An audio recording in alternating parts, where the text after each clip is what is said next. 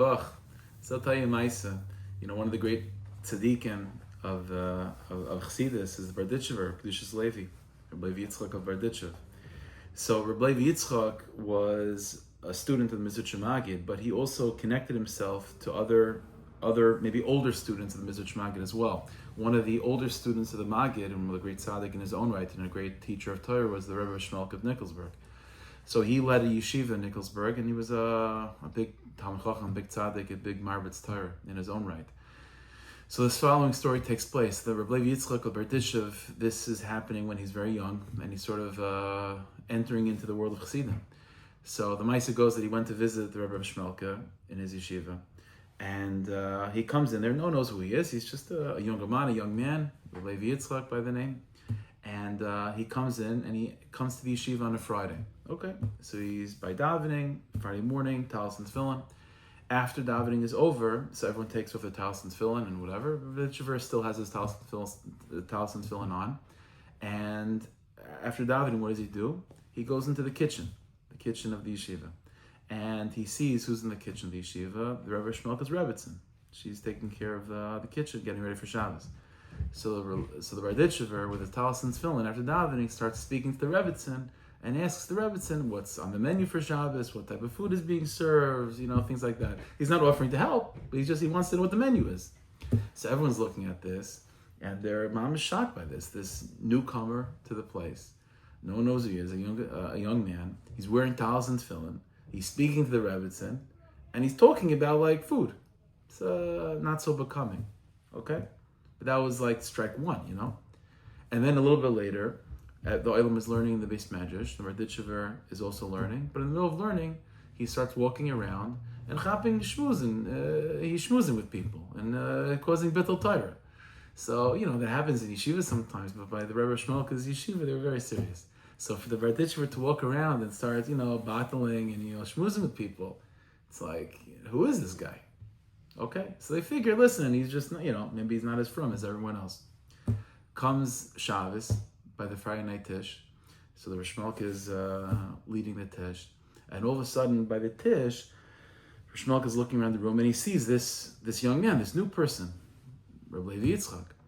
And everyone already has their sort of, they've already decided who this young man is. He's not as frum as everyone else. So Rishmalk sees him. And Rishmalka, when his eyes laid on him, his eyes opened up, lit up, and he calls the Berditchever over. So the Berditchever comes, and Rishmalka gives him such kavod. He stands up for him, places him next to him. He's giving him such honor. And all the Talmidim are mom is shocked by this. Why?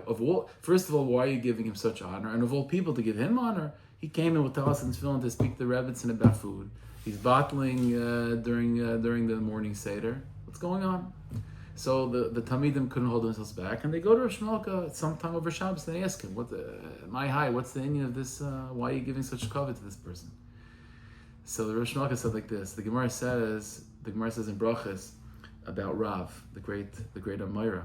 The Gemara says one of the greatest things about Rav is Leisach Sicha B'Teil Miyamav, that Rav never said any Sicha B'Teila, which is meaningless talk.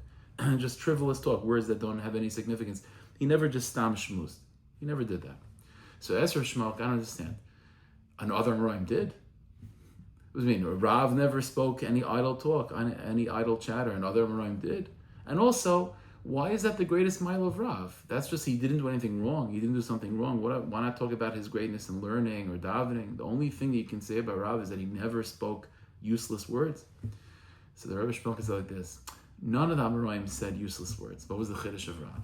The Chiddush of Rav is that even when it looked like he was saying useless words, even when he was having what seemed to be regular and plain conversations with people, even contained in those conversations was davening and learning and efforts to try to bring brachas to Yidden. So even when he spoke words that seemed to be idle and seemed to be meaningless, they weren't idle and they weren't meaningless.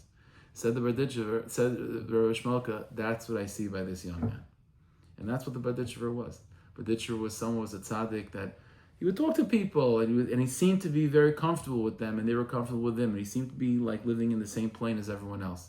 and talking to the Rebbe about what the menu was for Shabbos. But at the same time, at that moment, contained in those words, all that he was trying to do was to bring brachas to Yidden and to sweeten judgments from the Jewish people, and only bring good things onto the world. And he never spoke idle words in his life. Even what looked like idle, it wasn't idle at all. The Rebbe should bless us. The Rebbe should also consider it and take the letters that comes out of a Jew's mouth and also find significance to it and find meaning in it and find depth to it and bring brachas to the world because of it. Hashem should bless us. We should have a week that's full of meaning and full of depth and full of pnimius on all levels. Be as close like Rachmim here.